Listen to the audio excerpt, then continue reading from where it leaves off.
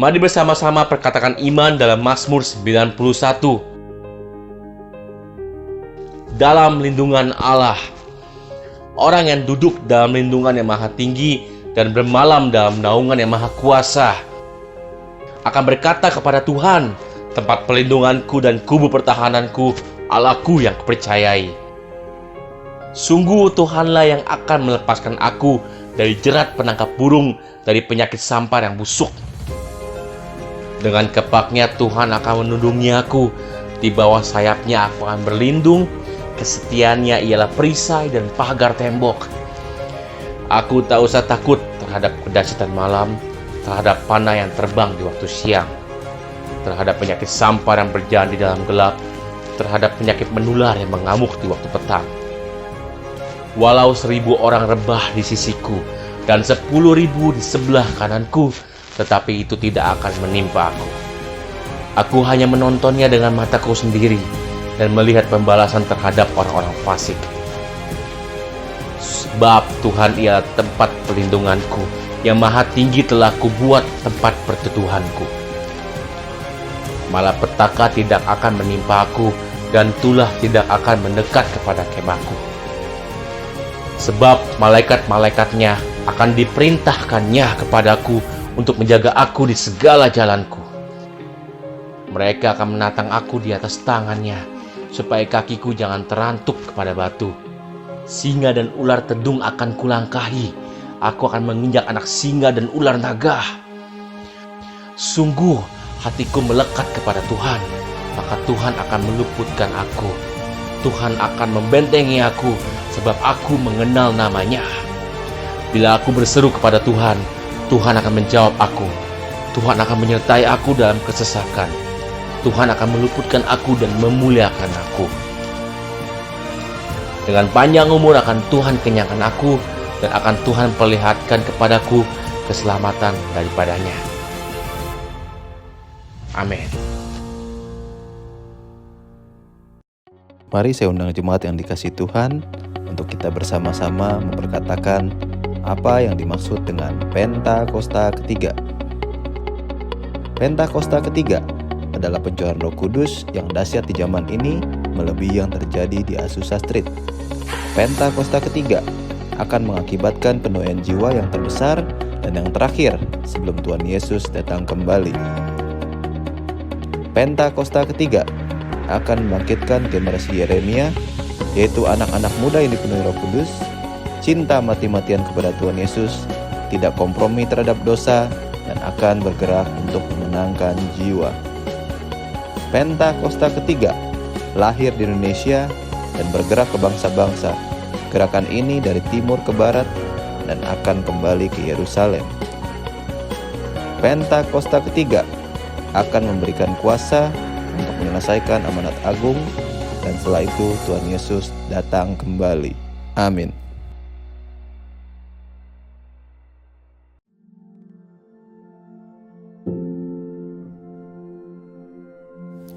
Shalom saudara, selama ribuan tahun Alkitab telah menjadi penuntun hidup orang percaya kepada kebenaran. Namun belakangan ini banyak kritik yang ditujukan untuk menggugat keabsahan Alkitab, baik dari luar kekristenan maupun dalam kekristenan sendiri. Maka dari itu, dalam Voice of Pentecost kali ini kita akan membahas mengenai apakah Alkitab masih dapat dipercaya? Paling tidak ada 7 alasan mengapa Alkitab masih dapat dipercaya. Pertama, Alkitab adalah buku yang merepresentasikan pengarangnya. Sekalipun penulis Alkitab adalah manusia, namun perlu diingat bahwa Allah adalah pribadi yang mengilhami dan menginspirasi segala tulisan tersebut. Kata diilhami seperti yang terdapat dalam 2 Timotius 3 ayat 16 berasal dari kata theopneustos yang memiliki arti God breathed atau dihembusi nafas Tuhan. Jadi segala tulisan dalam Alkitab seperti nafas Tuhan sendiri. Pertanyaannya, mungkinkah tulisan yang seperti nafas Tuhan itu dapat mengandung kesalahan? Alkitab merepresentasikan gambaran Allah yang sempurna.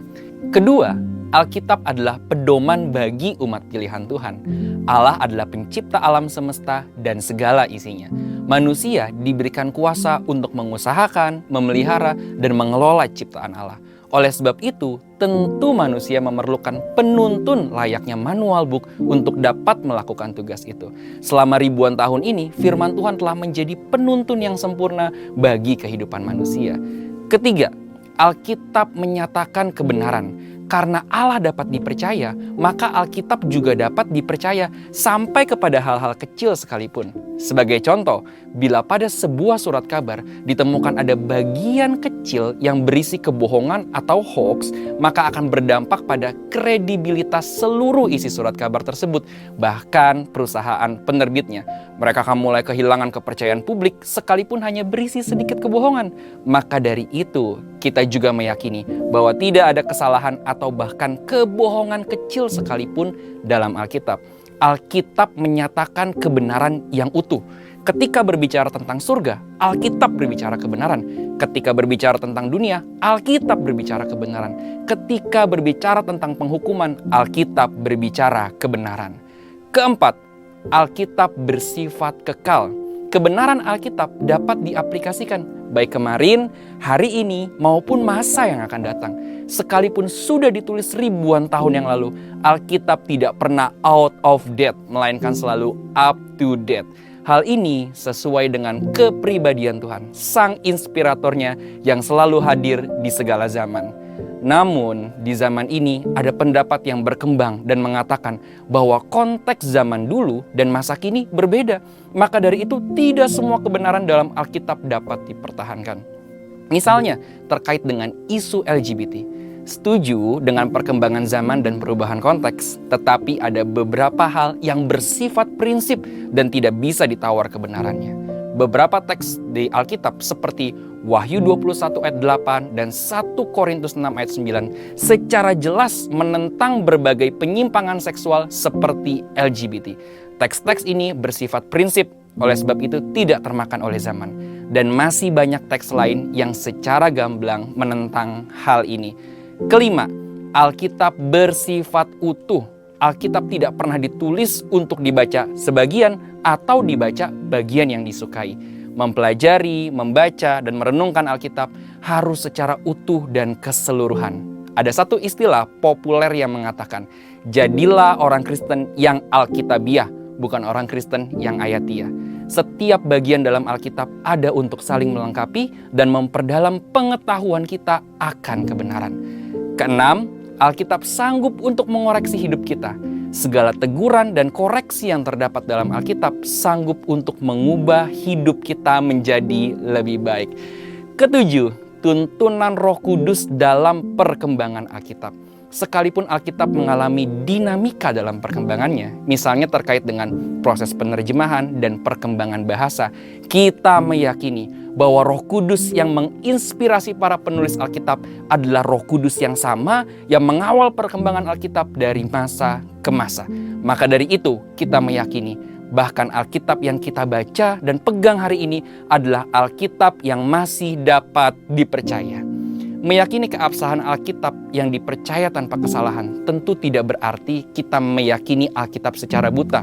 Tentu kita harus terus berusaha memahami dan memaknai Alkitab lebih dalam lewat iman, pikiran, dan berbagai pengetahuan. Dengan kerendahan hati, kita mempelajari firman Tuhan sambil terus berdoa dan meminta tuntunan Roh Kudus.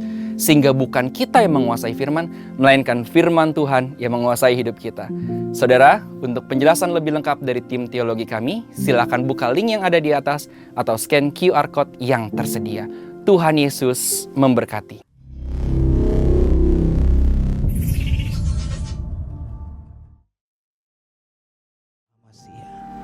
Diberkatilah orang datang demi namamu.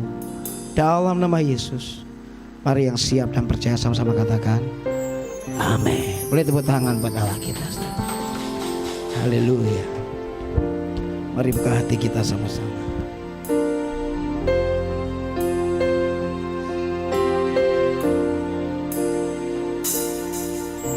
Yesus, Engkau baik, sungguh baik, sangat baik.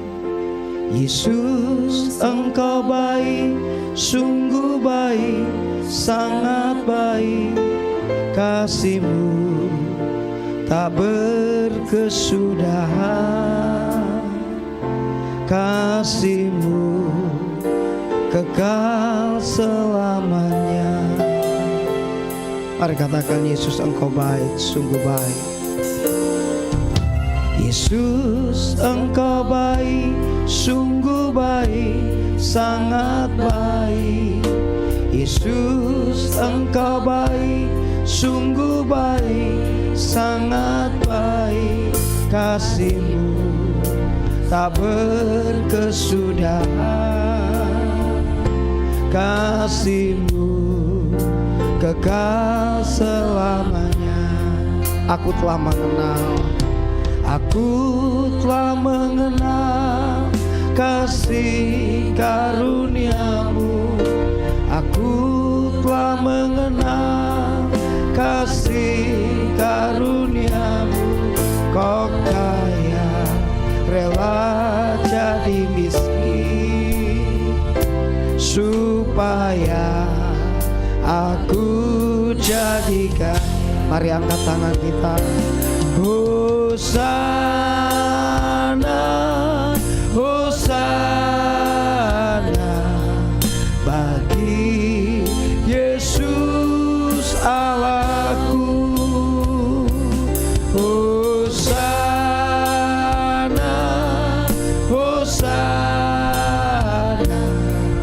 bagi Yesus Tuhanku. Mari datang kepada Tuhan pagi ini, katakan, Yesus Engkau baik, sungguh baik, sangat baik. Yesus Engkau baik, sungguh baik, sangat baik. Kasih-Mu tak berkesudahan, kasih-Mu kekal selamanya. Aku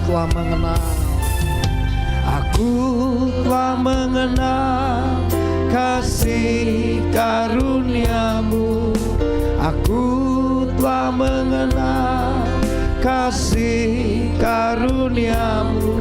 Kau kaya, rela jadi miskin supaya aku jadi kaya. Hosana, Hosana bagi Yesus Allahku. Hosana, Hosana bagi Yesus.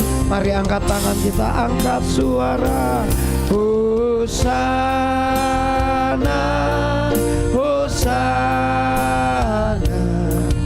bagi Yesus Allahku. Hosana, Hosana bagi Yesus Tuhanku. Mari yang wanita katakan, Yesus Engkau baik. Yesus Engkau baik, sungguh baik, sangat baik. Mari yang pria berdoa. Yesus Engkau baik, sungguh baik, Amin. sangat baik. Kasih-Mu Yes. berkesudahan. Amin. Kasih-Mu kekal selamanya. Mari yang pria gantian. Aku telah mengenal kasih karunia-Mu. Aku telah mengenal kasih karunia-Mu.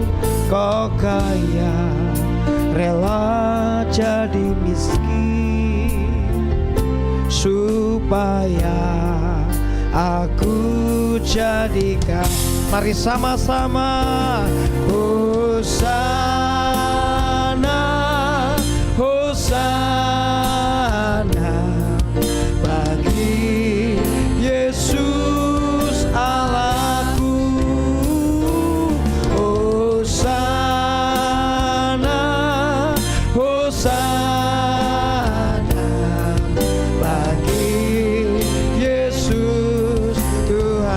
semua katakan Hosana, Hosana,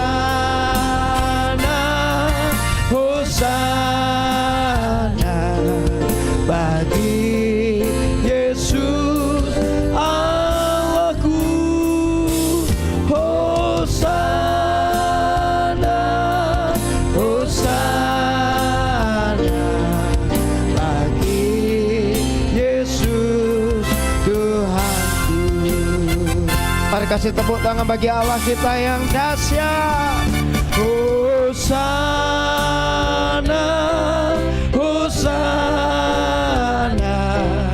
bagi Yesus Allahku. Hosana,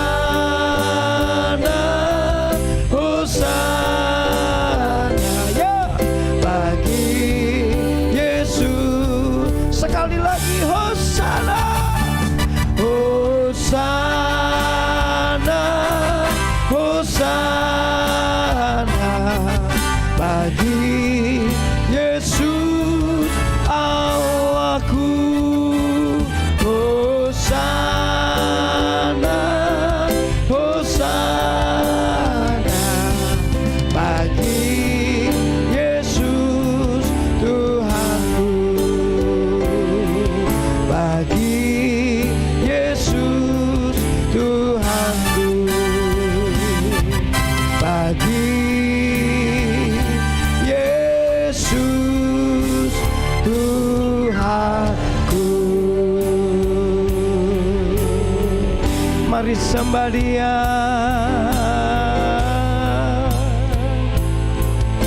Engkau baik, sangat baik. Allah Bapa, Allah Anak, Allah Roh Kudus, kami sembah, kami sembah. Imbadalah mata kadalama.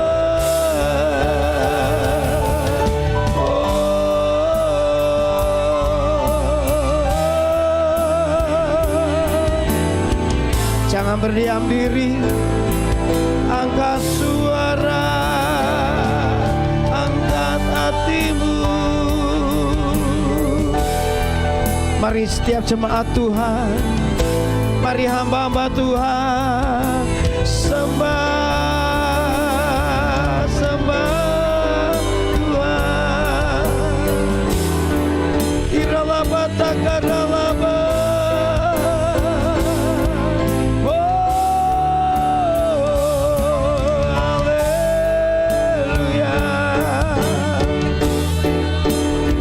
Terus naik, oralapa takaralapa.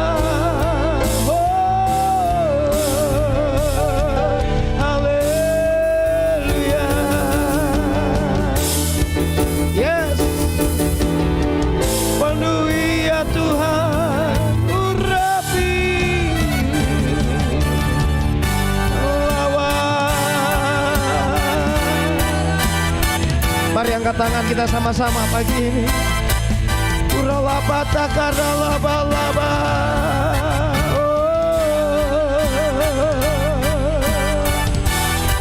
Berdoa dalam roh, menyembah dalam roh. Iralapa takaralaba laba laba.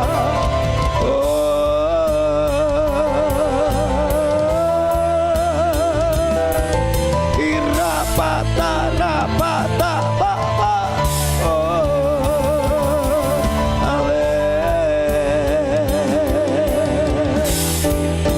We worship you, Lord. We worship you, Jesus. You are holy.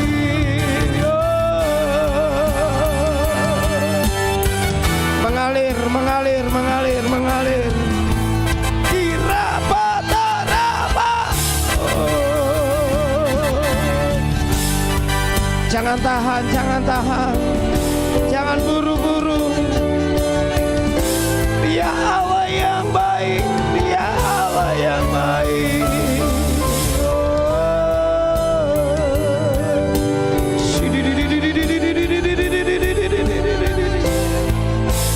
Mari angkat dua buat tangan kita sama-sama. Ora laba laba laba laba laba laba laba laba.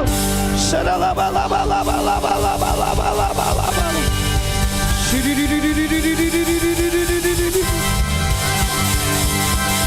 Oh adalah bro, ora laba laba laba laba. Kira laba laba laba laba laba. Mengalir ya Bapa, mengalir ya Tuhan.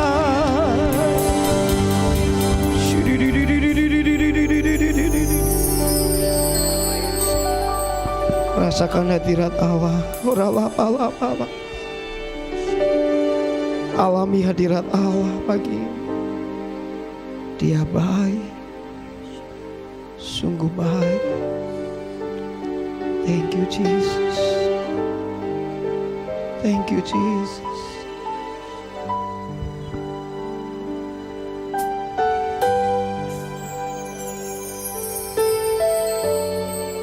Abah ya Bapa, kami bersyukur Engkau baik Tuhan. Engkau baik buat kami Tuhan. Gak ada yang lain di muka bumi ini selain Engkau ya Tuhan. Ajar kami mengecap dan melihat kebaikan-Mu atas hidup kami. Tuhan, terima kasih Tuhan. Pagi ini hadirat-Mu membawa kami untuk kami berkata, terpujilah Tuhan Yesus. Terpuji Yesus ditinggikan di atas pujian. Amin. Yesus.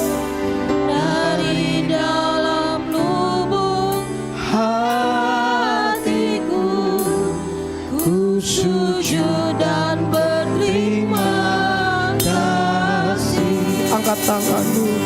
Terpujilah Tuhan Yesus, ditinggikan di atas pujian. Amin, amin. Dari dalam lubuk hatiku, ku sujud dan berterima kasih. Mari kasih tepuk tangan bagi Allah kita yang dahsyat. Terpujilah Tuhan Yesus, ditinggikan di atas pujian. Yes. Dari dalam lubuk hatiku, ku sujud dan berterima. Mari angkat tanganmu, terpujilah, terpujilah Tuhan Yesus, ditinggikan di atas puji. Saudara kita bangkit berdiri bersama-sama. Dari dalam lubuk hatiku, ku sujud dan berterima kasih. Mari kasih tepuk tangan bagi Allah kita yang dahsyat. Dan terpujilah Tuhan Yesus, ditinggikan di atas pujian. Dari dalam lubuk hatiku, ku sujud dan berterima. Semua, everybody sing. Terpujilah Tuhan Yesus, ditinggikan di atas pujian. Dari dalam lubuk hatiku, ku ku sujud dan berterima kasih. Ayo tepuk tangan bagi Raja segala raja. Lebih lagi terpujilah Tuhan Yesus, ditinggikan di atas pujian. Dari dalam lubuk hatiku ku sujud dan berterima. Sekali lagi terpujilah, terpujilah Tuhan Yesus, ditinggikan di atas pujian. Oh, dari dalam lubuk hatiku ku sujud dan berterima kasih. Dari dalam lubuk hatiku ku sujud dan berterima kasih. Katakan sambil angkat dua tanganmu. Dari dalam lubuk hatiku ku sujud dan berterima kasih.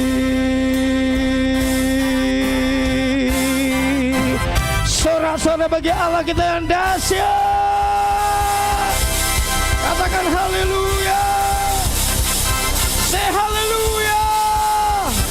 Terpujilah Allahnya Abraham, Ishak dan Yakub, Yeshua HaMashiach, Sang Juru Selamat kami, yang menebus dosa kami, menopang memelihara kami sampai hari ini. Tuhan, diberkatilah umat-Mu yang datang demi nama-Mu, yang percaya kepadamu tidak dipermalukan.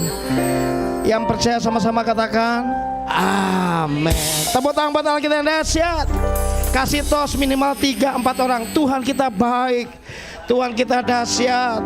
Haleluya, haleluya. Tuhan kita baik, Tuhan kita dahsyat. Salah satu cara untuk memuliakan Tuhan adalah bersaksi. Amin. Bersaksi nggak usah panjang dan lebar dari kitab pasal dan lain sebagainya. Cuma berkata Tuhan Yesus baik, itu bersaksi. Dan kesaksian kita itu menghancurkan setiap musuh kita. Yang percaya katakan amin. Tepuk tangan bagi Allah kita dahsyat. Woo!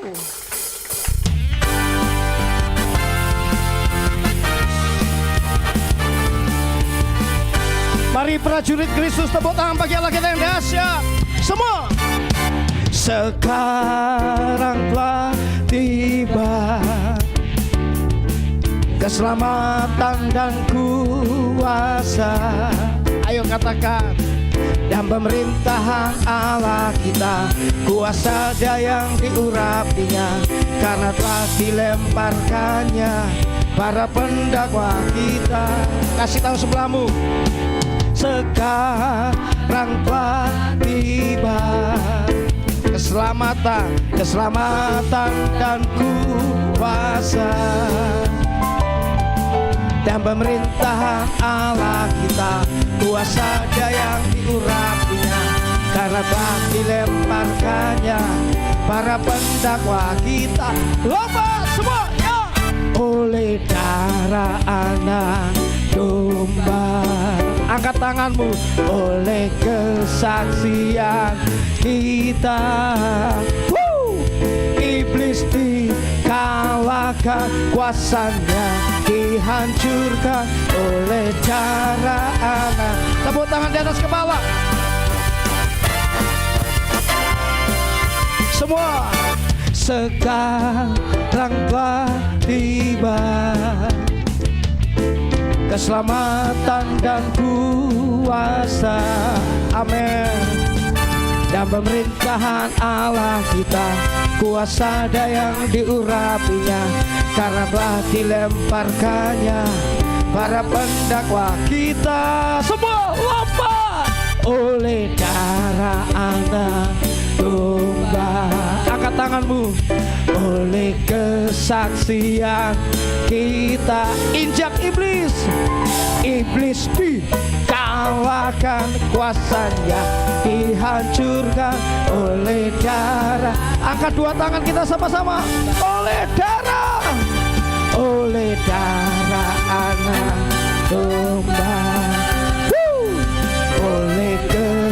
kesaksian kita. Ya, iblis dikalahkan, kuasanya dihancurkan oleh darah anak domba. Boleh ambil amplop persembahan kita. Boleh ambil mungkin selebaran apa aja, sapu tangan, tisu juga boleh. Terus, boleh lambaikan tinggi-tinggi sebagai panji-panji kita. Haleluya. Sama-sama katakan, oleh darah anak domba, oleh kesaksian kita. Amin. Iblis dikalahkan, kuasanya dihancurkan oleh darah. Sambil lompat, lambaikan panji-panjimu, ya, oleh darah anak domba, oleh kesaksian kita. Iblis dikalahkan, kuasanya dihancurkan oleh darah anak. Sekali lagi, lebih tinggi lagi, oleh darah anak domba. Yes, oleh kesaksian kita. Iblis dikalahkan, kuasanya dihancurkan oleh darah anak domba. Sekali lagi, oleh darah anak domba, oleh kesaksian kita. Iblis dikalahkan, kuasanya dihancurkan oleh darah anak domba. Oleh darah anak, oleh darah anak, oleh darah anak domba. Sorakan yang keras, haleluya.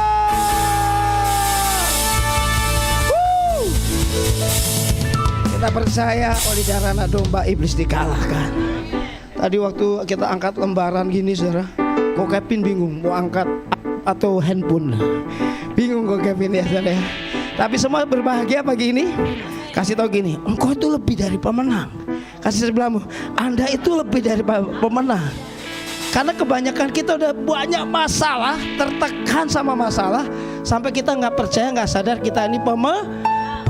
Tepuk tangan buat Allah kita yang dahsyat.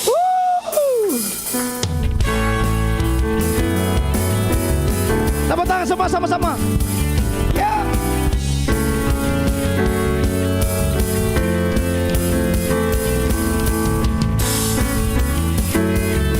Haleluya.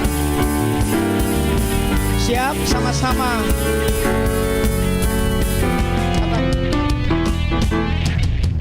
Lebih dari pemenang dalam skala perkara. Iblis telah dikalahkan oleh kuasa darahnya. Jika Allah di pihak kita, siapa dapat melawan? Kita lebih dari pemenang. Lebih dari pemenang dalam skala perkara. Iblis telah dikalahkan oleh kuasa darahnya. Jika Allah di pihak kita, siapa dapat melawan? Tidak ada, kita lebih dari pemenang. Sama-sama lomba. Haleluya. Kibarkanlah panjinya, Yesus Raja segala raja. Haleluya. Bangkitlah gerejanya, kita lebih dari pemenang. Tepuk tangan bagi Allah kita yang dahsyat. Dia Allah yang luar biasa. Percaya sama-sama. Katakan lebih dari pemenang dalam skala perkara.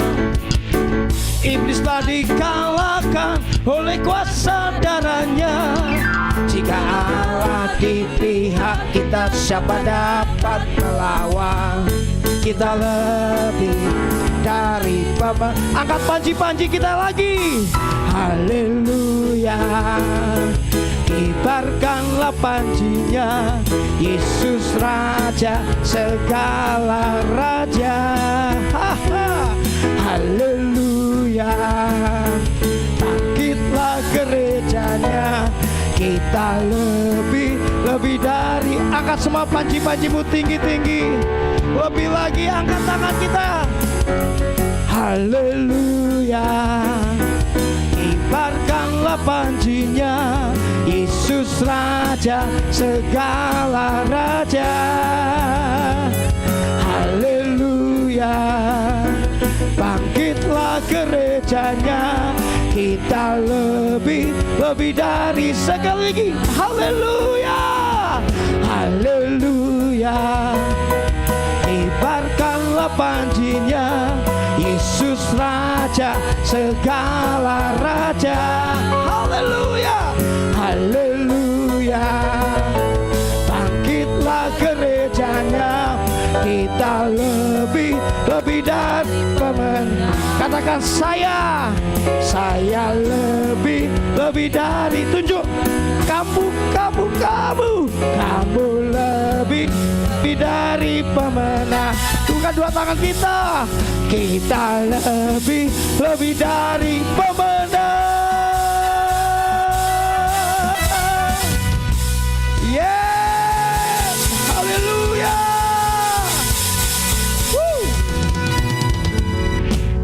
Kayaknya barisan para ibu gembala, barisan para tamu yang semangatnya belakangnya juga dong. Oke. Kamu lebih gitu, tunjuk saudara ya. Yang bengong biar kaget saudara. Yang ngantuk biar melek. Sama-sama satu juga. Kamu lebih dari pemenang. Saya lebih dari. Kamu tunjuk. Sebelah kita katakan, kamu lebih dari pemenang. Sekali lagi kita ya. Kita lebih dari pemenang. Yes, haleluya. Silakan duduk kembali dalam hadirat Tuhan. Biarlah hari ini kita boleh berkata, Tuhan, Engkau baik buat kami, dan Engkaulah pahlawan kami, Engkau juru selamat kami. Tidak ada yang lain yang dapat menolong, tidak ada yang lain yang setia seperti Engkau. Bahkan sekalipun kita dalam lembah kekelaman, Dia beserta dengan kita. Kami bersyukur Tuhan, kami bersyukur ya Aba. Kita akan memberikan persembahan. Siapkan hati kita. Kita siapkan persembahan ibadah raya. Persembahan pertama amplop berwarna biru. Yang sudah siap silahkan diangkat amplopnya di sebelah kanan. Terima kasih Tuhan Yesus atas berkat yang Kau limpahkan kepada kami ya Bapa. Tiba saatnya kami akan mengembalikan lebih. Kiranya Engkau memberkati tangan-tangan yang memberi ya Tuhan. Di dalam nama Tuhan Yesus. Haleluya. Amin. Selamat memberi, Tuhan Yesus memberkati. Yesus Engkau juru selamatku, dalam janji-Mu kemenanganku. Selamanya kan ku nyatakan besar setiamu Tuhan di hidupku. Yesus Engkau juru selamatku, dalam janji-Mu kemenanganku. Selamanya kan ku nyatakan besar setiamu Tuhan di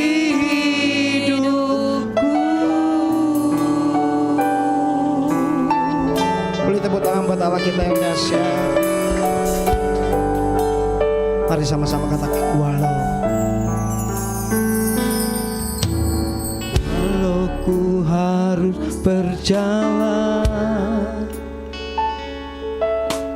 dalam lembah kekelaman, perlindungan oh Tuhan nyatalah bagi hidupku. Tiada pernah sedetik pun, amin, tiada pernah kau tinggalkan. Sungguh mulia dan sempurna, hanya kau layak disembah. Yesus, Engkau juru selamatku, dalam janji-Mu kemenanganku.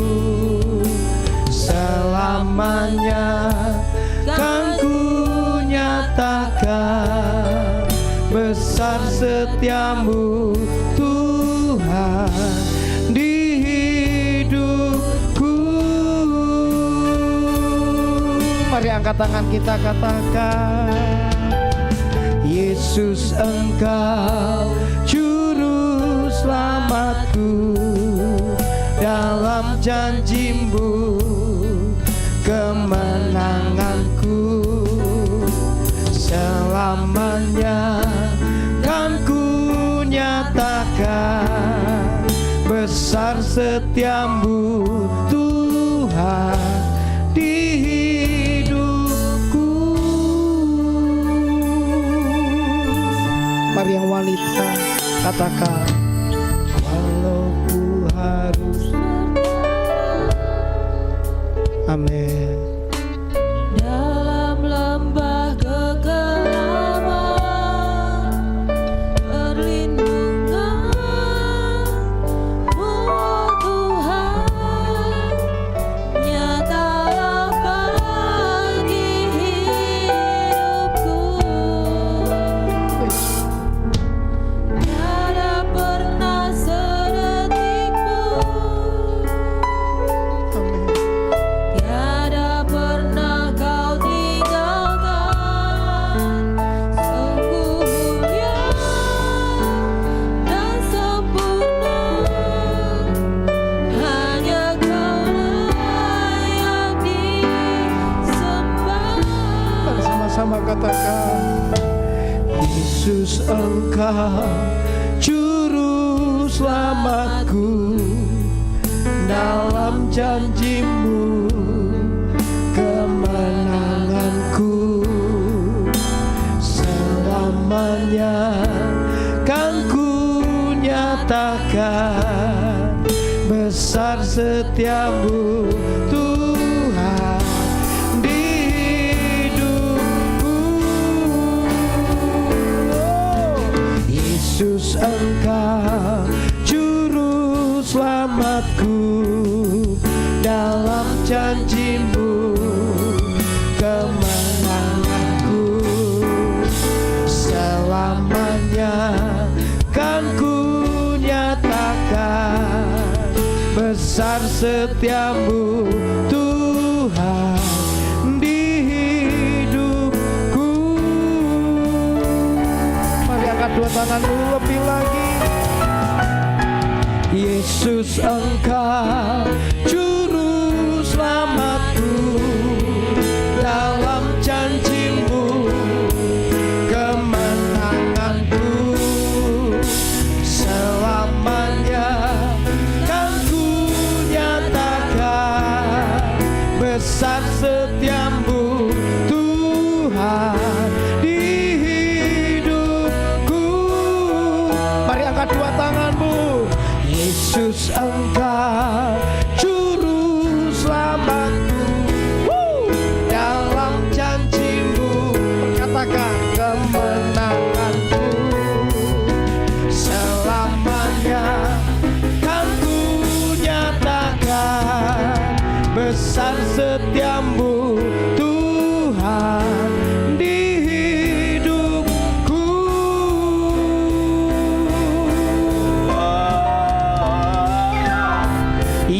Yesus Engkau Juru Selamatku, dalam janji-Mu kemenanganku, selamanya kan ku nyatakan besar setiamu Tuhan di hidupku. Bersama kita bangkit berdiri, sama-sama katakan, Yesus Engkau Juru Selamatku, dalam janji-Mu kemenanganku, selamanya kan ku nyatakan besar setiamu Tuhan di hidupku. Jemaat sendiri katakan, Yesus Engkau. Angkat tanganmu.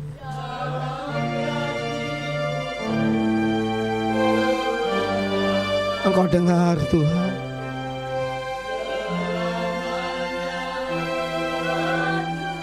Yes. Amin.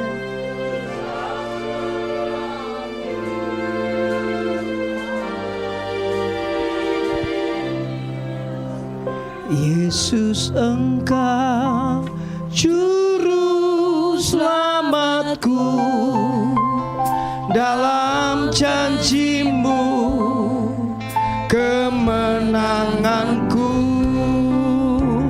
selamanya kan ku nyatakan besar setiamu Tuhan di hidupku. Yesus Engkau Juru Selamat, seorang hambanya, dalam janji-Mu kemenanganku, selamanya kan ku nyatakan besar setiamu Tuhan di hidupku. Besar setiamu Tuhan di hidupku. Besar setiamu Tuhan di hidupku.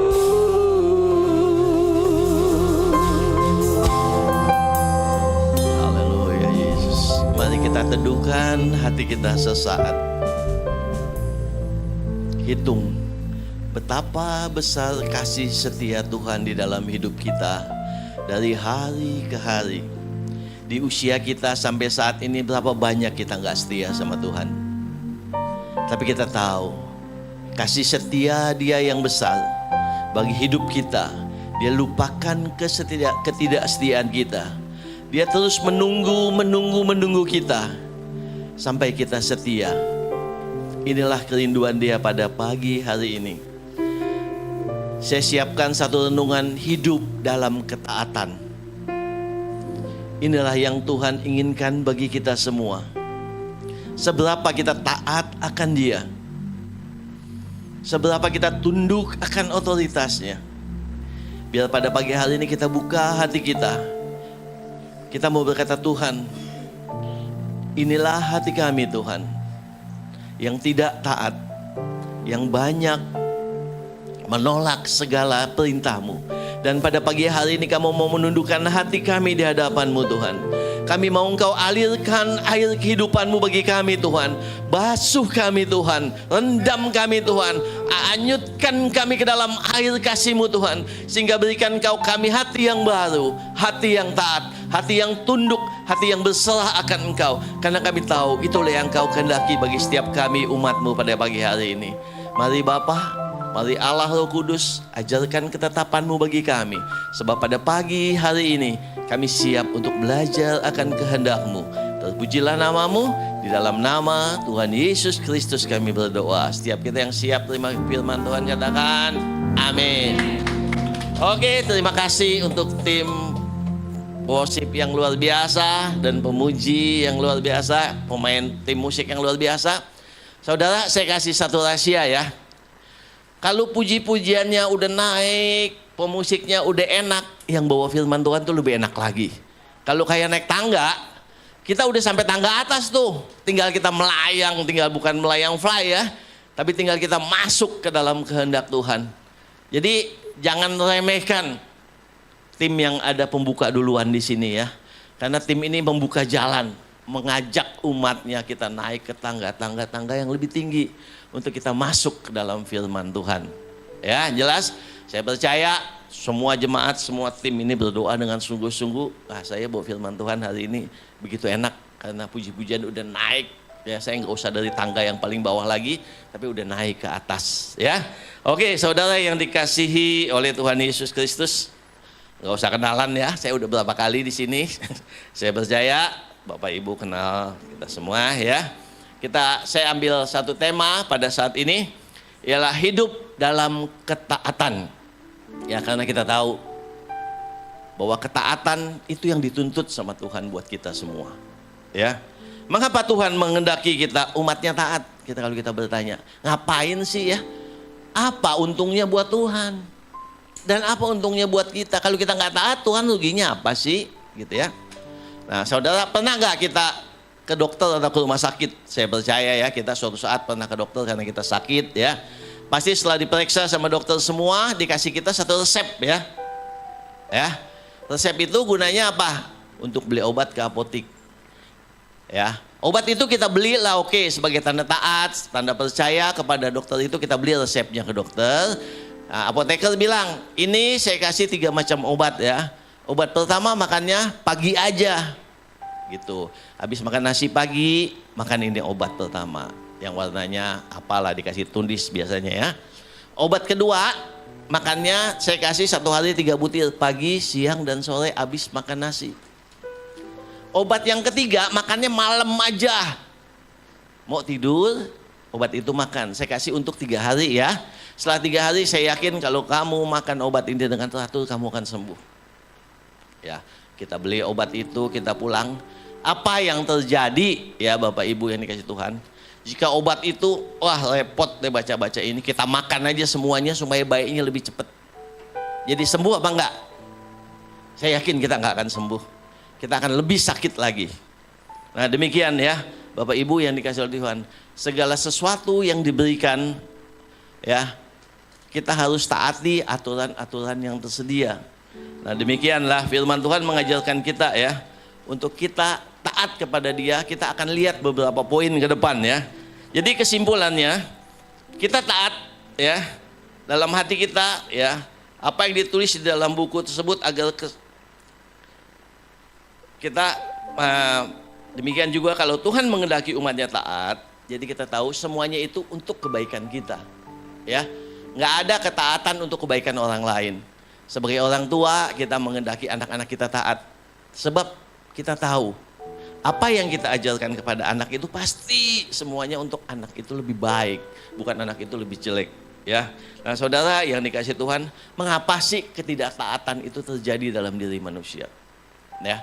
Kalau kita membaca kitab Kejadian pasal 1, 2, dan 3 ya, kita nggak buka pada saat ini, kita lihat ya, ketaatan itu terjadi pada waktu yang ada cuma suara Adam, Hawa, dan Allah sendiri ya. Nggak ada suara yang lain masuk. Kita bacakan, kita baca Kejadian 1, kedua, itu kita jangan berpikir Kejadian 1 ditulis hari ini, Kejadian kedua minggu depan. Enggak, ada space waktu yang cukup panjang dalam penulisan Kejadian 1 dan Kejadian 2. Begitu juga Kejadian 2 ke Kejadian 3 ya. Pada waktu manusia diciptakan oleh Allah ya, ada hubungan yang baik, ada hubungan yang harmonis. Mereka dikatakan bisa bercakap-cakap satu sama lain antara Adam, Hawa, dan Allah sebagai pencipta ya. Ada perintah-perintah ya yang diberikan, ketetapan-ketetapan yang Allah berikan tentang makanan mereka. Buah yang ada di taman ini boleh kamu makan, kata firman Tuhan. Cuma satu, buah pengetahuan yang baik dan jahat itu jangan kamu makan. Perintah yang sederhana dan gampang diingatkan. Kalau ada yang tengah, setiap hitungan pohon yang ganjil nggak boleh dimakan ya. Setiap hitungan pohon yang genep boleh dimakan. Mesti ngitung dulu pohon mana yang boleh saya petik. Enggak, semua boleh kamu makan kata firman Tuhan. Cuma satu yang ada di tengah-tengah, pohon yang pengetahuan baik dan jahat nggak boleh kamu makan kata firman Tuhan. Nah jadi jelas. Dan dikatakan dalam Kejadian 2:28, mereka keduanya telanjang tuh, manusia dan istrinya, tapi mereka tidak merasa malu. Ya. Jadi hubungan yang baik terjadi. Nah, kapan pada waktu ketidaktaatan terjadi? Di Kejadian 3. Pada waktu suara lain masuk ke dalam kehidupan manusia, disitulah ketidaktaatan terjadi. Ya, dikatakan si iblis dalam bentuk ular masuk. Ya. Nah, demikian dalam kehidupan kita. Ya. Firman Allah mengajarkan kepada kita, apa yang kita dengar pasti mempengaruhi hidup kita, iya enggak? Apalagi sekarang YouTube, ya, handphone begitu bebas. Kita orang tua yang gaptek anak-anak kita sulit untuk batasi, ya. Kita nggak ngerti, mereka lebih ngerti duluan, ya. Kita nggak tahu apa-apa, ya. Nah, saudara yang dikasihi oleh Tuhan, suara apa yang kita izinkan di dalam hidup kita menguasai hidup kita? Apakah suara Tuhan seperti Adam dan Hawa yang pertama? Apakah Kejadian 3 kita biarkan si iblis masuk ke dalam kehidupan kita sehingga suara lain itu masuk ke dalam kehidupan kita? Ya, jadi itu tergantung kita. Ya, nah Bapak Ibu yang dikasihi Tuhan. Jadi kita lihat ketidaktaatan itu bukan terjadi di tengah-tengah dunia yang penuh dosa ini. Ketidaktaatan itu masuk di dunia, di suatu tempat yang Tuhan Allah sendiri ciptakan. Yaitu suatu tempat yang namanya Eden, ya. Di situ masuk ketidaktaatan. Sebab apa? Adanya suatu pemberontakan. Jadi kita lihat, saya menganggap suatu ketidaktaatan itu adalah suatu pemberontakan ya terhadap kehendak Allah. Jadi pada waktu kita taat jangan gampang-gampang loh. Kita baca firman Tuhan, kita tiap minggu ke gereja. Pada waktu kita tidak mentaati firman Tuhan itu sama dengan ya kita memberontak terhadap Allah. Mau nggak kita disebut pemberontak? Enggak, sebab kita tahu kebenaran, kita tahu apa yang Allah inginkan. Nah, jadi saya dapat kesimpulan ya, ketaatan bukan hanya sebuah keharusan, tetapi hal yang ingin dilakukan karena kita mengasihi Tuhan. Jadi bentuk ketaatan, ingat, adalah bentuk kita mengasihi Tuhan, ya, dan percaya kepadanya. Pasti kita mau taat kepada orang yang kita percaya dong ya. Kalau orang kita nggak percaya, kita nggak mau taat. Jadi ingat ya, ketaatan itu adalah bentuk kita mengasihi.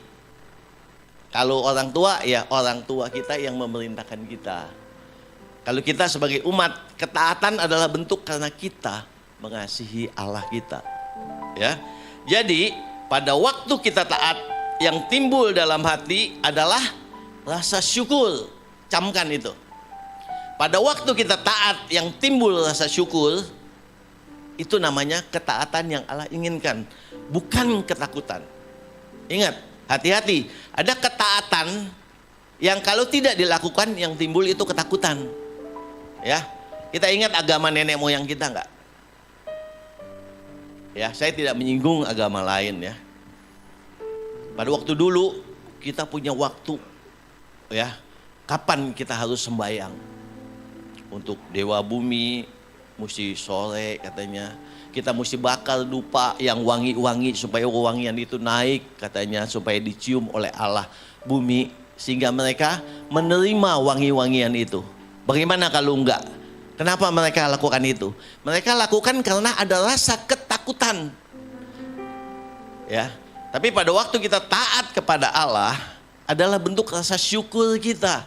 Kita bersyukur karena kita mempunyai Allah yang dahsyat, Allah yang memperhatikan kita. Jadi jelas ya, Bapak Ibu yang dikasihi Tuhan, pada waktu Bapak Ibu ya bersyukur, mentaati dan timbul rasa hati yang syukur, saya percaya itu datangnya dari Allah. Ya, saya pernah mau coba belajar dalam suatu peristiwa ya. Dulu kalau ditangkap polisi saya nggak mau pusing, kasih duit cepet beres gitu ya. Terus setelah saya belajar, saya nggak boleh lakukan ini lagi. Ya, saya nggak mau lakukan ini lagi. Suatu saat ya, udah pulang malam dari Komsel, dari pagi sampai jam 10 saya pulang dari Komsel, jauh di by walk ya, pulangnya jam 10 malam. Karena jalanan begitu macet, saya ambil jalan yang paling kiri itu, emang nggak boleh sih, ya paling kiri polisi tiba-tiba stop, gini. Tahu nggak salah? Tahu Pak. Gitu. Jadi gimana nih? Aduh maaf banget Pak, capek sekali nih Pak, dari pagi aja belum mandi. Memang dari pagi kita dari kantor, saya langsung ke by walk, Komsel sampai malam ya. Ya udah besok jangan lakukan lagi, gitu ya. Nah saya dikasih sih, Mama STN kasih, polisi ini baik amat gitu ya. Nah udah saya dilepasin. Nah suatu saat pulang Komsel lagi, di rumah teman saya, pulangnya malam juga. Tikungan, di tikungan itu ya, enggak bukan pulang Komsel lagi deh. Pada waktu saya pergi sama istri, sama siapa ya, mestinya nikungnya nggak boleh di situ patah, nikungnya dari jauh ya. Tapi di depan saya nikung patah, ditangkap polisi. Gimana nih Pak? Aduh gimana Pak ya, saya nggak boleh nyogok-nyogok petugas Pak, itu dosa. Kamu pendeta ya? Bukan, saya bilang. Memang saya bukan pendeta, saya nggak dapat gelar pendeta ya.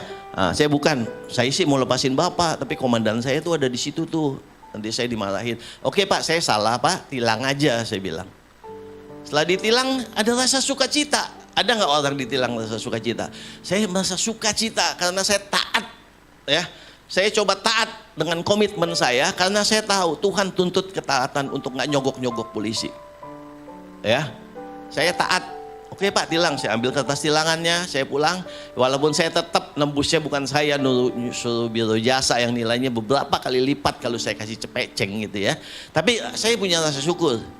Nah, saya ambilnya liwatin sidang. Sidang biasanya itu Jumat kalau nggak salah ya, atau Rabu. Saya minggu depan deh baru saya ambil. Artinya duit yang saya serahkan itu masuk ke kas negara, nggak ke petugas polisi ini. Ya, ada rasa syukur. Ya, ada rasa puji Tuhan. Tuhan kasih kekuatan saya boleh menang karena saya memiliki ketaatan. Nah jadi Bapak Ibu yang dikasih Tuhan, biarlah setiap kita taat ya. Karena pada waktu ketaatan nanti ada suatu suku seperti air yang mengalir pada waktu kita haus gitu ya. Ada air dingin yang mengalir dalam hati kita. Nah Bapak Ibu yang dikasih Tuhan ya, bagaimana ciri-ciri ya orang yang hidup dalam ketaatan? Ada beberapa poin saya dapatkan, mudah-mudahan semuanya bisa dapat ya. Kita lihat ada satu tokoh yang bernama Maria, yang sebentar lagi Desember kita meringati ya hari Natal ya. Tokoh Maria yang kalau kita lihat dalam kitab Lukas pasal 1 ayat 26 sampai 38, panjang ya, panjang. Kita ambil poin-poinnya aja ya. Ya, bagaimana ya, siapa Maria? Seorang gadis yang sederhana. Setelah saya searching, berapa sih usia orang Israel, orang Yahudi pada waktu itu dijodohin, ditunanganin gitu ya. Saya cari di Google segala macam, usianya 12 sampai 14 tahun. Masih kecil nggak? Usia 12 sampai 14 tahun mereka ditunangin loh. Sudah ditunangin dengan seorang laki-laki pada waktu itu. Dan saya lihat ya, pada waktu orang bertunangan di zaman Yahudi ya, mereka sudah ada ikatan ya, secara hukum mereka adalah istri daripada orang yang sudah memintanya. Dengan sendirinya setelah sangjit ya, mereka ada loh, kalau kita buka di searching ya, mereka ada lakukan poin-poin tata ibadah ya, ada tata-tata ibadah mereka di sana. Mereka memberikan uang susu ya, mereka melakukan segala sesuatu kewajiban, mereka ke KUA. Setelah mereka akan lakukan itu, apa yang terjadi ya? Yusuf sebagai calon suaminya itu harus meninggalkan Maria. Nggak zaman kayak kita ngapel seminggu, tadi seminggu sekali bisa seminggu 3 kali karena udah calon istri saya ini kan. Mereka enggak. Si pria itu harus meninggalkan calon istrinya, tunangannya, pergi ke satu tempat. Mereka harus membangun rumah. Ya. Sehingga dikatakan pada waktu malaikat datang, Yusuf ada di situ nggak? Nggak ada. Ya. Dia pergi harus membangun rumah. Nah disitulah pada waktu rumahnya selesai, baru dia jemput calon, bukan calon istrinya, tunangannya untuk masuk dalam satu pernikahan. Ingat 5 gadis yang bodoh dan 5 gadis yang bijak, waktunya nggak tahu, karena pada waktu rumahnya selesai dia akan datang untuk menjemputnya. Nah ini ada relevansinya ya dengan kitab Yohanes pasal 14 ayat 2. Ini nggak ada ya, saya dapatkan setelah itu ya. Di rumah Bapakku banyak tempat tinggal. Jika tidak demikian, tentu aku mengatakannya kepadamu, sebab aku pergi menyediakan tempat bagimu. Ya, jadi memang pada waktu itu kenapa Yesus berkata ini? Sebab kita, kata firman Tuhan, adalah mempelai daripada Kristus. Ini yang kita mesti perhatikan. Kalau enggak kita nggak ngerti apa nih tempat. Seringkali pada waktu kematian rumahnya di surga udah jadi, dia itu pulang ke rumah Bapa. Sebetulnya inti daripada rumah Bapakku banyak tersedia sebab kita adalah mempelainya Kristus. Ya, seorang pria akan meninggalkan tunangannya untuk membangun rumah, untuk mengambil tunangannya untuk masuk ke dalam rumah si laki-laki tersebut. Ya, jelas. Jadi kita mesti perhatikan ini.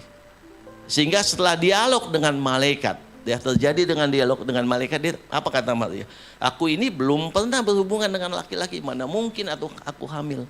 Dan banyak terjadi percakapan, dan yang terakhir yang luar biasa ya.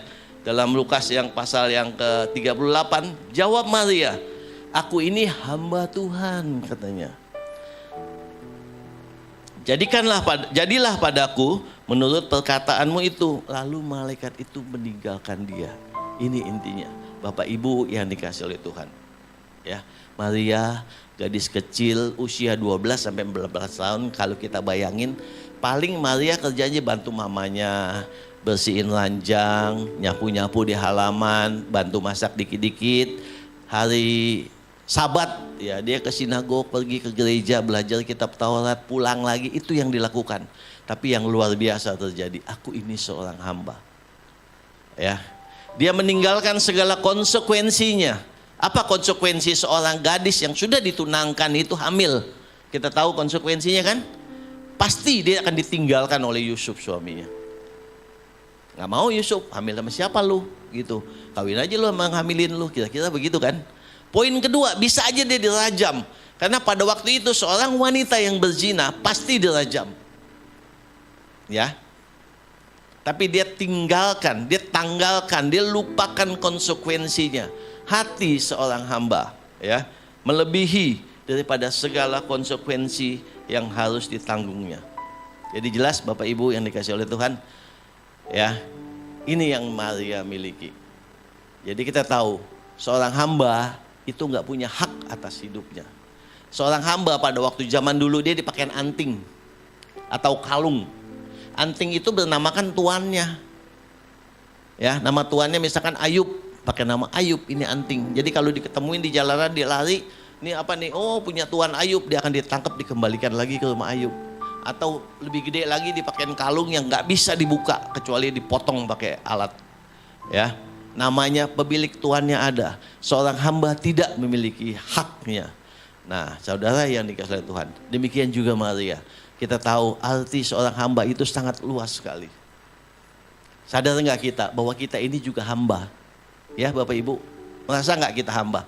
Dulu kita hamba dosa, ya nggak? Siapa yang merasa, wah saya dari kecil benar kok hidupnya? Nggak, kita ini dulu adalah hamba dosa. Pada waktu kita percaya Tuhan Yesus Kristus, dikatakan Dia menebus kita. Kita dijadikan ciptaan yang baru, ya.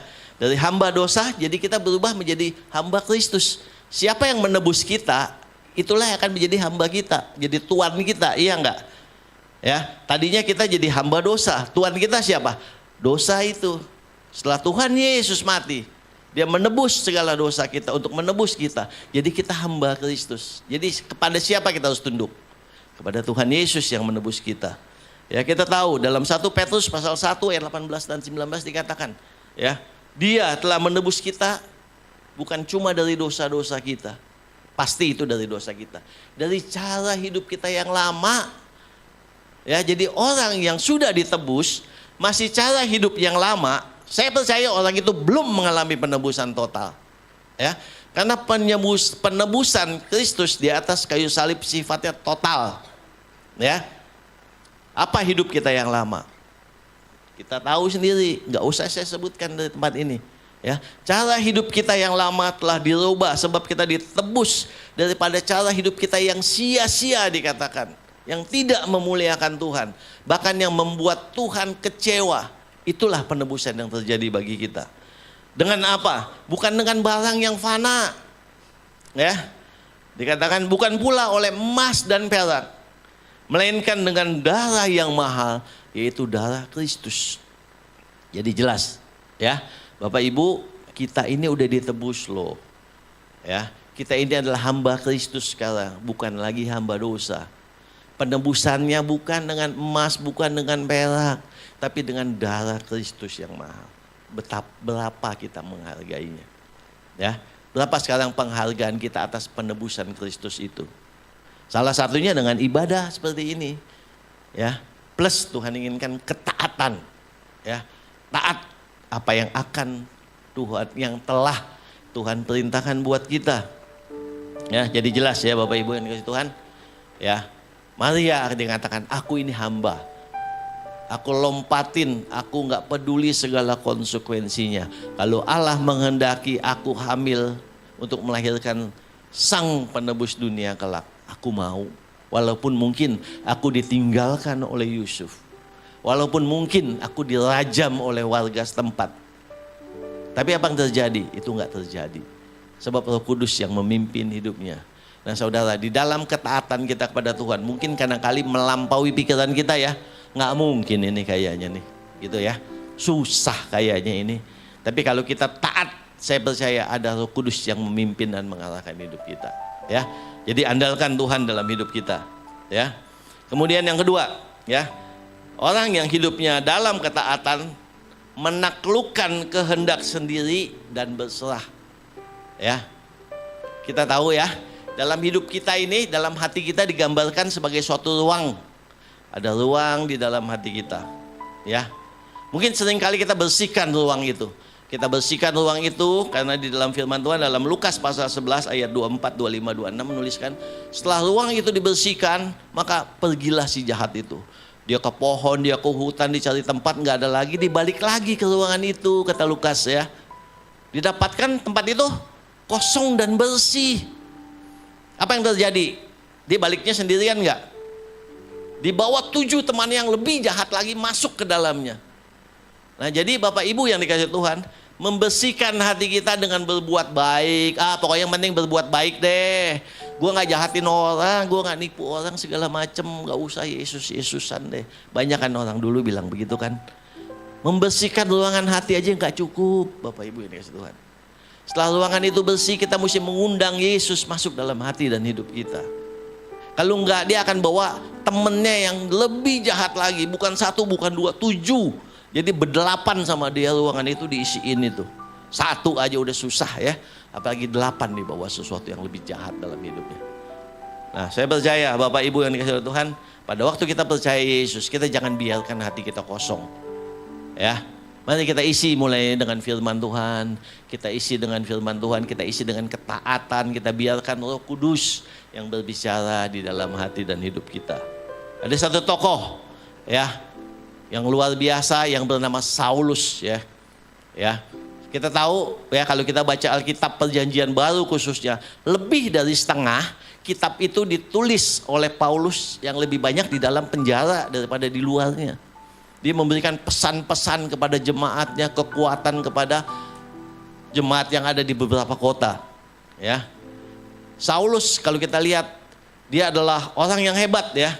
Dia adalah murid daripada tokoh ahli Taurat pada zaman itu bernama Gamaliel, bukan tokoh sembarangan. Ya, nah, dia adalah warga negara Roma. Pada waktu itu warga negara Roma adalah warga negara kelas 1, bukan warga negara ecek-ecek. Ya, warga negara Yahudi nomor 2, Roma nomor 1. Kemudian dia itu dekat sama gubernur. Ya, kita dekat sama Kapolsek aja udah bangga mungkin ya.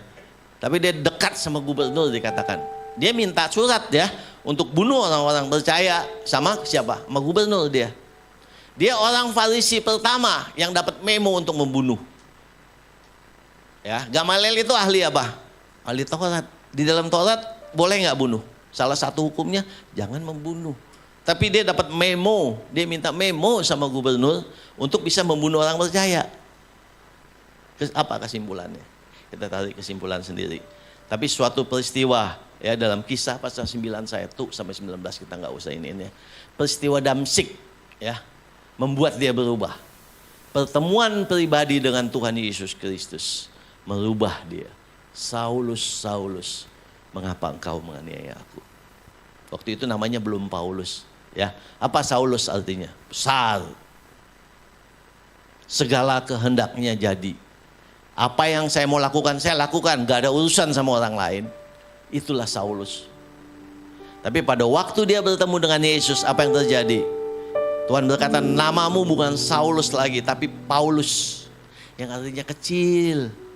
Mau gak yang tadinya gede dari kecil, jadi kecil? Manusia gak mau ya. Dari kecil jadi gede boleh. Ya. Dari Yakub penipu jadi Israel boleh. Gitu ya. Tapi Saulus taat. Oke, aku kecil. Yang tadinya besar, dia menerima aku kecil. Aku kecil di hadapan Tuhan. Dia menyadari siapa dia. Ya, kita lihat ya, dia berserah, dia menaklukkan kehendaknya diri sendiri dan berserah. Dua bagian ini yang nggak boleh terlepas. Ya, kita belajar sama Paulus. Ya, dia menyerahkan, dia siap menjadi kecil. Sehingga timbul pernyataan-pernyataan firman Tuhan yang luar biasa yang diberikan misalkan kepada jemaat di Galatia pasal 2 ayat 20. Ada enggak? Saya bacakan ya. Namun aku hidup, kata Paulus. Tetapi bukan aku sendiri yang hidup. Luar biasa enggak? Melainkan Kristus yang hidup di dalam aku. Dan hidupku yang kuhidupi sekarang di dalam daging adalah hidup oleh iman dalam anak Allah yang telah mengasihi aku dan menyerahkan dirinya untuk aku. Kalau kita banyak garis bawahi poin-poin ini ya. Namun aku hidup ya. Pada waktu Saulus diganti nama menjadi Paulus, dia tetap hidup nggak? Tetap hidup ya. Tapi ada perubahan yang terjadi ya. Pada waktu dia hidup dalam ketaatan, pada waktu dia menaklukkan kehendaknya sendiri dan berserah, ada perubahan yang terjadi. Namun aku hidup, tetapi bukan aku sendiri yang hidup. Kalau gitu siapa? Kristus yang hidup di dalamnya. Ya, ruangan itu diisi oleh siapa? Ya, kalau kita baca di dalam Lukas nanti di rumah pasal 11 ayat 24 sampai 26, roh jahat yang menempati ruangan hati tempat tersebut. Ya, pada waktu dibersihkan dan diisi oleh Kristus, Paulus berani berkata, tetapi bukan aku lagi sendiri yang hidup, melainkan Kristus yang hidup di dalam aku. Siap enggak kita itu? Ya, kita siap enggak? Pada waktu ruangan hati kita dibersihkan oleh firman Tuhan yang kita dengar tiap hari, yang kita baca tiap hari, yang kita perhatikan setiap hari, kita siap enggak menempatkan Kristus untuk hidup di dalam kita? Ya, itu yang Tuhan inginkan. Jangan kosong. Kalau kosong nanti si jahat bawa 7 temennya masuk lagi ke dalam, lebih gawat lagi, gitu ya. Dan hidup yang kuhidupi sekarang di dalam daging, dia masih hidup dalam daging nggak? Masih makan, ya masih mesti tidur, masih mesti naik perahu kemana, pindah ke kota yang lain sampai perahunya karam kan kalau kita baca kan. Adalah hidup di dalam iman. Yang dihidupi sekarang hidup di dalam iman, bukan di dalam mau-maunya sendiri seperti waktu namanya masih Saulus ya. Mau gue, orang lain gak ada urusan. Gue kenal gubernur kok, gue warga negara Roma kok, apa kurang hebat gue gitu kan. Gak begitu. Tapi yang ku hidup karena iman dalam anak Allah ya, yang telah mengasihi aku dan menyerahkan dirinya bagi aku. Dia sadar bahwa dia sudah ditebus seperti tadi ya, 1 Petrus. Dia sadar bahwa dulu dia hamba dosa, sekarang dia hamba Kristus.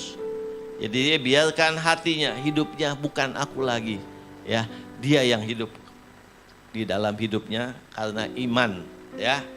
Kemudian ayat yang lain ya, misalkan Filipi 1 ayat 21. Bagiku hidup adalah Kristus dan mati adalah keuntungan. Siapa yang berani ngomong bilang mati adalah keuntungan? Kalau tidak tahu maknanya mati, bukan mati sembarangan saudara ya. Pasti mati pada waktu memberitakan firman Tuhan. Jelas ya.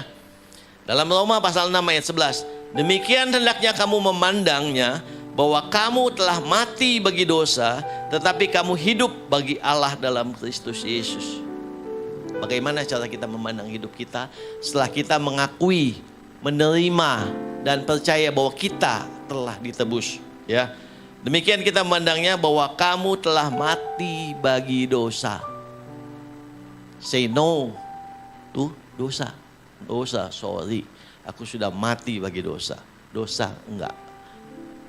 Enggak ada keinginan sedikit pun juga untuk menyentuh, untuk masuk ke area apa yang namanya dosa. Ini yang Paulus lakukan. Ini yang Paulus proklamirkan dalam hidupnya. Ya. Tetapi kamu hidup bagi Allah dalam Kristus Yesus. Dosa no, aku mau hidup bagi Allah di dalam Kristus Yesus. Nah, saudara, Bapak, Ibu yang dikasihi Tuhan. Saya boleh bicara sampai berapa? Udah 12:20. Satu poin lagi boleh? Oke, satu poin lagi ya. Oke, jadi jelas ya. Paulus sebagai satu tokoh ya. Kita lihat. Saudara bisa cari di perjanjian lama, misalkan Abraham dalam hal ketaatan. Coba cari bagaimana Abraham taat. Dia pergi pada suatu tempat yang dia nggak tahu, tapi dia taat. Banyak tokoh-tokoh yang taat. Ya, pelan-pelan. Saya cuma ambil Paulus. Nanti Bapak Ibu bisa baca di rumah tokoh-tokoh yang lain yang cari dalam bentuk ketaatan. Ya. Kemudian yang ketiga, ya, orang yang hidup dalam ketaatan pasti rendah hati dan tidak sombong. Gampang ya sepertinya, sederhana gitu ya. Nah, saudara yang dikasihi Tuhan, ya, rendah hati itu bukan sifat bawaan loh. Bapak emaknya rendah hati, anaknya pasti rendah hati, belum tentu, gitu ya. Rendahan hati itu suatu pilihan, ya, suatu tindakan yang harus diambil, harus dikerjakan oleh pribadi orang itu, bukan berdasarkan orang tuanya, ya. Ya, orang yang rendah hati ciri-cirinya, ya, siap untuk dikoreksi. Kuncinya itu aja. Orang itu rendah hati apa enggak? Siap untuk dikoreksi. Ya, jadi kalau mau lihat seseorang itu rendah hati gampang deh. Coba koreksi, lihat reaksinya. Kalau orangnya putih, mukanya tiba-tiba jadi merah. Ya, kalau orangnya hitam mungkin tiba-tiba berubah muka jadi hijau atau apa, kita nggak tahu ya. Nggak mau dikritik. Kayak lu kagak aja. Jangan gini lo, nggak baik lo, gini-gini. Lu juga dulu begitu, gini-gitu segala macam ya. Ya, tapi saya percaya jemaat di tempat ini siap dikoreksi. Ya, ya, orang yang rendah hati selalu ya siap untuk dikoreksi. Jadi ada beberapa poin kita lihat ya, kalau kita ayat tadi ya. Ada 5 ayat, ada 3 ayat saya ambil untuk orang yang rendah hati.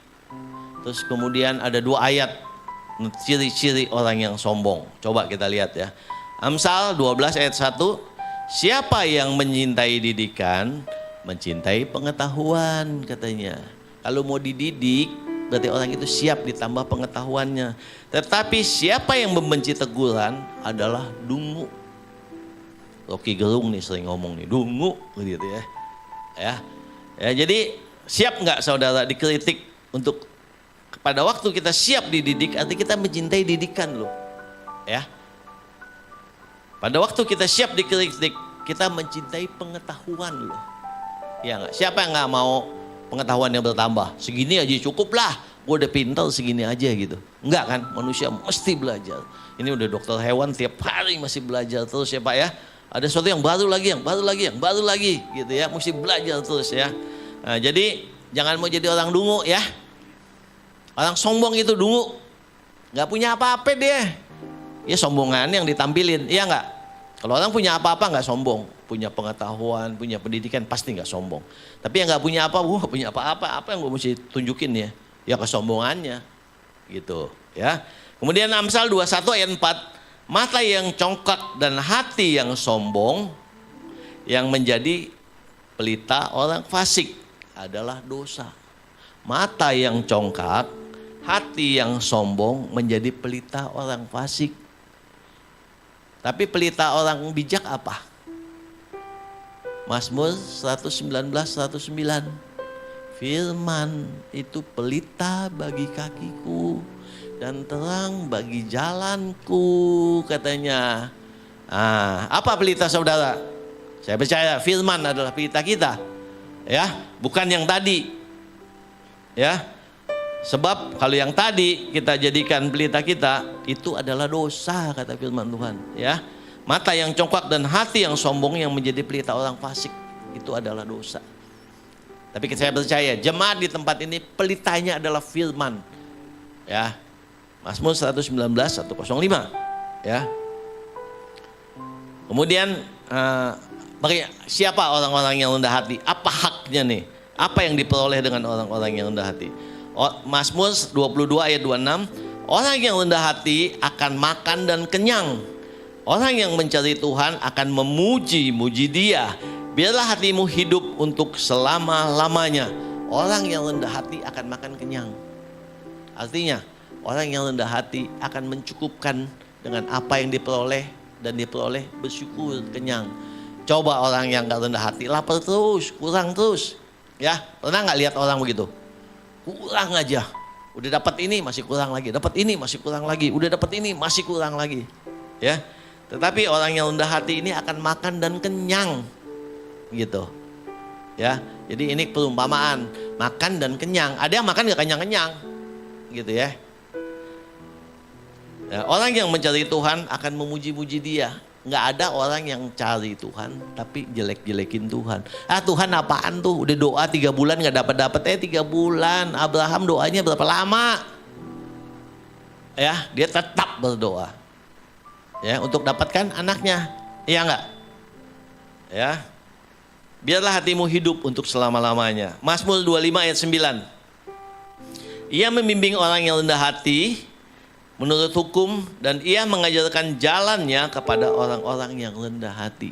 Orang yang rendah hati jalannya dituntun sama Tuhan. Coba rendah hati. Ya, rendah hati dengerin nasihat orang-orang yang lebih dewasa, tapi dengan sendirinya orang-orang yang tahu firman ya. Jangan cari nasihat pada orang fasik. Jalannya dibimbing Tuhan katanya. Ya, saya percaya banyak kesaksian di tempat ini. Ya, begitu Tuhan berkati hidupnya sebab jalannya dibimbing Tuhan. Mau nggak dibimbing Tuhan? Rendah hati kuncinya. Ya, ya. Kemudian yang ketiga, Mazmur 37 ayat 11. Tetapi orang yang rendah hati akan mewarisi negeri. Ya, dan bergembira karena kesejahteraan yang melimpah-limpah. Negeri gede enggak?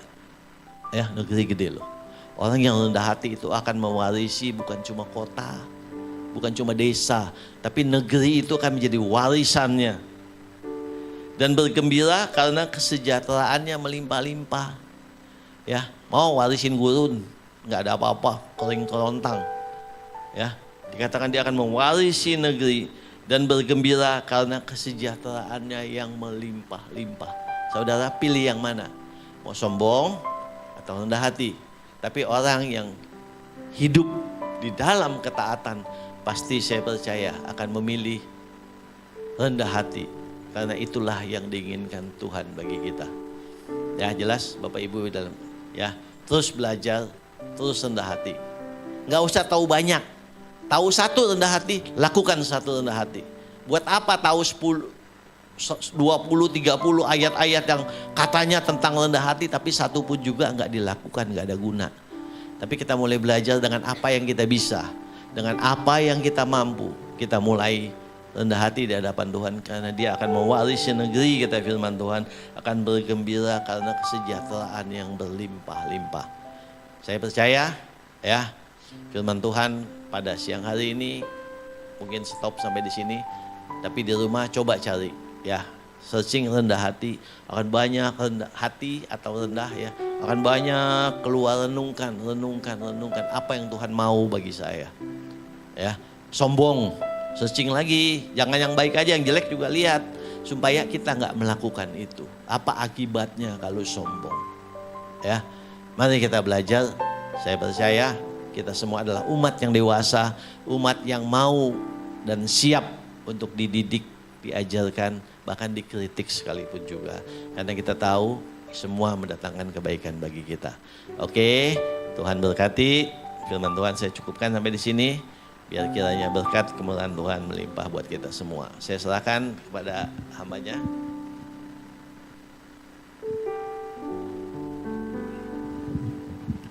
Boleh beri kemuliaan yang meriah buat Allah kita yang dahsyat.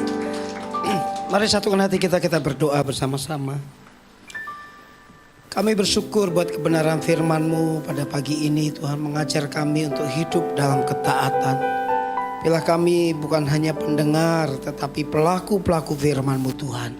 Beri kami kemampuan, kekuatan untuk kami boleh hidup taat melakukan kebenaran firman-Mu. Kami percaya dengan kerendahan hati kami hidup ketaatan, maka kami akan lihat penyertaan berkat Tuhan atas hidup kami. Dalam nama Yesus yang diberkati firman Tuhan, sama-sama katakan amin. Silakan. Mari untuk mengakhiri ini ibadah kita sama-sama berdoa. Jemaat silakan berdiri, kita mau berdoa. Bapa, kami mengucap syukur atas anugerah-Mu membawa kami masuk ke dalam hadirat-Mu Tuhan, sehingga pujian dan penyembahan kami boleh menyenangkan hati-Mu. Kami berdoa khusus untuk hamba-Mu Bapak Andre Aditya Tuhan, yang telah menyampaikan firman-Mu menjadi saluran berkat dan menyampaikan isi hati-Mu Tuhan. Engkau berkati hamba-Mu ini beserta dengan keluarga dengan berkelimpahan, kesehatan, umur panjang, dan terus menjadi berkat bagi banyak orang. Dan nama Yesus dimuliakan melalui keluarga ini Tuhan. Terima kasih Bapak, kami berdoa juga untuk gembala kami Tuhan, gembala pembina, Pendeta Dr. Insinyur Niko Nyoto Raharjo. Engkau yang memberkati Tuhan, gembala kami juga di CK4 Bapak Beliar Kauntu, gembala Rayon, gembala cabang khusus, gembala kul. Tuhan yang urapi dan Tuhan berkati semuanya. Kami berdoa khusus Tuhan untuk gembala kami di Home Palem Galaxy Tuhan, Bapak Pendeta Immanuel Stopo beserta keluarganya Tuhan, Wakil Gembala beserta tim KOR dan seluruh pelayan keluarga beserta keluarganya Tuhan, seluruh pelayan Tuhan yang ada Tuhan. Engkau memberkati dengan berlimpah-limpah, kesehatan, umur panjang, berhasil dalam penyertaan Tuhan. Kami berdoa juga Tuhan, terima kasih untuk bangsa kami Indonesia, untuk wakil presiden dan wakilnya beserta semua jajaran kabinet Tuhan. Berikan roh takut akan Tuhan dalam memimpin bangsa ini, sehingga bangsa ini menjadi bangsa yang mengasihi dan menghormati Tuhan. Terima kasih Bapa, kami berdoa Tuhan untuk penuaian jiwa yang besar Tuhan, yang luar biasa, yang dapat menjangkau setiap orang, baik dewasa ataupun anak-anak, tua ataupun muda Tuhan. Semua boleh berjumpa dengan Yesus secara otentik Tuhan, sampai Tuhan Yesus sebelum Tuhan Yesus datang Tuhan.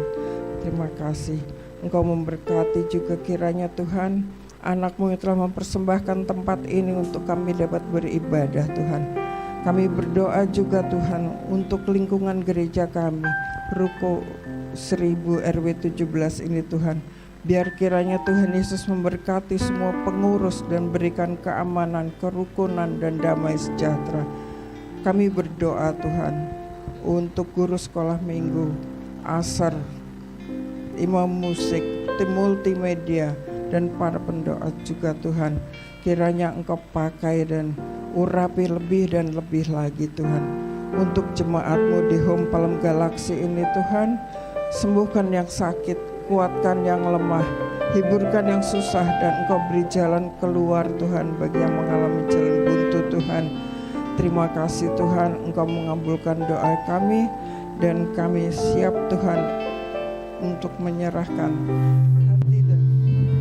hati dan pikiran kami Tuhan tertuju kepadamu, menerima berkat-berkat-Mu sebelum kami meninggalkan tempat ini. Terima kasih. Kiranya Engkau memberkati aku berlimpah-limpah dan memperluas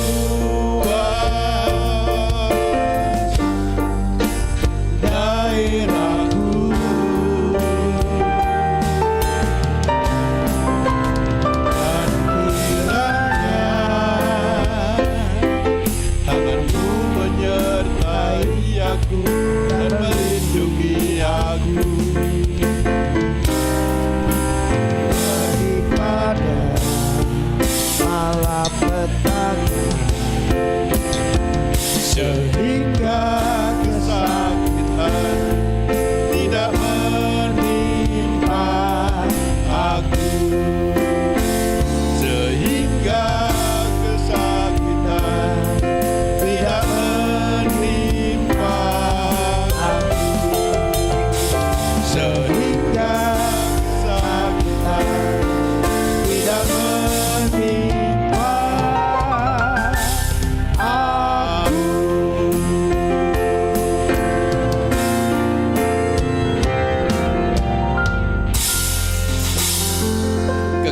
kasih Tuhan, mari kita arahkan hati kepada Tuhan. Kiranya berkat yang berlimpah-limpah dari Allah Bapa yang Maha Kuasa, cinta kasih yang sempurna dari Yesus Kristus, Putra yang tunggal kita, Tuhan kita, dan penyertaan daripada Roh Kudus menyertai saudara dan saya hari ini sampai kekal selama-lamanya. Setiap kita yang percaya sama-sama katakan amin.